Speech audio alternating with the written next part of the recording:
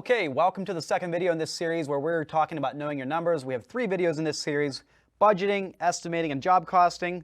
This video is the second one, talking about estimating. If you haven't watched the first video yet on budgeting, I invite you to go back. In fact, right here on my screen at the very top of this job estimating calculator is a button to go back there and build my budget. And what happens when you go back there and follow the instructions in the first video and build your company budget is it pre-populates this job estimating calculator with your overhead recovery markups, your man-hour price, your profit margin, and all of that, to make sure that when you plug in your costs into this job estimating calculator, it is actually going to be pricing your jobs for profit based on your business and your numbers and your overhead costs. So, how to use a calculator is pretty basic. You can scroll down here and there's an Add Work Area button, and I can just click on this button, and let's say I'm going to be doing a patio. And I'm going to be just doing a regular patio with, let's say I'm going to total up all of my materials. I'm going to take my cost of my stone and my pavers and my joint sand and my edge restraint, total all of that up. Once I have that total, I'm going to plug that total into this field here. Let's say it came up to 11,500 in my example. And then in the labor man hours, what you want to do is just say, hey, this patio is going to take me 3 guys, 5 days, 10-hour work days, 150 man hours, or whatever that is for your real life example. I'm just doing a mock estimate here to teach you how the calculator works. And then the equipment is, like, if you're renting equipment for this job, or you are billing equipment by the hour of the day that's not recovered in your overhead, you're going to want to put the cost of that equipment here in this cell. In this example, I'm going to be renting a special piece of equipment for 250 bucks for 1 day, and I'm just going to plug that in there. Subcontractors, like maybe I'm going to be hiring a pressure washer to come in and clean up after I'm done. He wants 300 bucks. I'll plug that in there as well.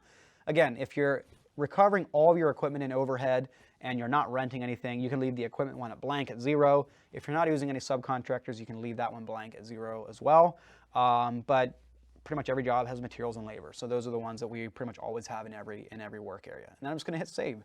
And essentially what this did is it took my costs on materials, labor, equipment, and subcontractors, multiplied it by my overhead recovery markup to generate my overhead recovery dollars, and that tells me what my break-even cost is.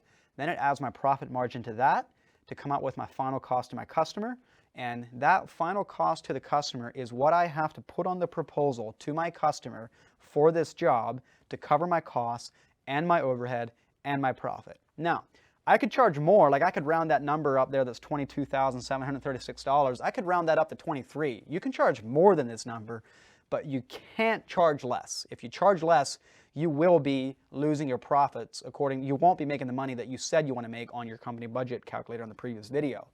One other thing I want to point out that's interesting is your estimated break even. So this estimated break even, let's just say for a moment that the client thinks he's going to negotiate with you, and he's going to say, hey, yeah, I see you gave me this quote for 23,000. Do it at 20. My budget's 20. That's all I can do. And you might be tempted to just take it if you don't have a whole lot of work on the schedule. But what I want to point out is your estimated break even on this job is just a few dollars under 20,000. Meaning, like, if you take it for 20, you're essentially you're at a wash. You're making 0 profit, and it's not worth it. So what I often encourage people to do is, instead of negotiating on price, negotiate on scope. So maybe swap out for a cheaper paver, or maybe go from curved cuts in the design to straight cuts to save on labor. And let's say, for example, I'm going to swap it out for a cheaper paver, and I'm maybe going to just have $10,000 in material costs. And I went from curved to straight, and maybe my man hours is slightly less now. And now we've cut the price of the job down to $19,223, and my break even on that is $16,900. So that just shows you how this calculator works. It's super fast and easy. It's basically just the matter of what are my costs on materials, what are my costs on labor, equipment, subcontractors, and the calculator does all the rest of the math for you, tells you exactly what you need to charge the customer to do the job. And if you do multiple work areas, you can just keep right on adding work areas for, say, lighting. Maybe the customer wants to add some path lights around the new patio.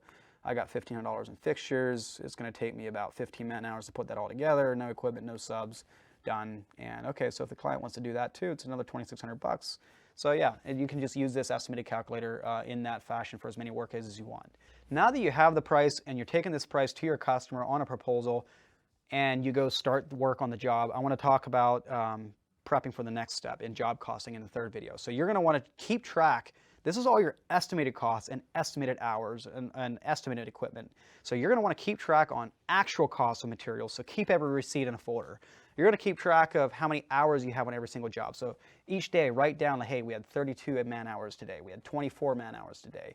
And just keep track of that every day that you're actually doing the job, because in the next video, we're going to be plugging that actual data in to get estimated versus actual job cost reports, which are super useful, because all of this budgeting and estimating work is designed to help you come up with a price to the customer. But what you want to know after you're done with the job is, did I actually make the money that I said I want to make? My estimated net profit here is $2,629. When I'm done with the job, did I actually make that amount of money? And so that's what we're going to be diving into in the next video on job costing. So we'll see you in the third video.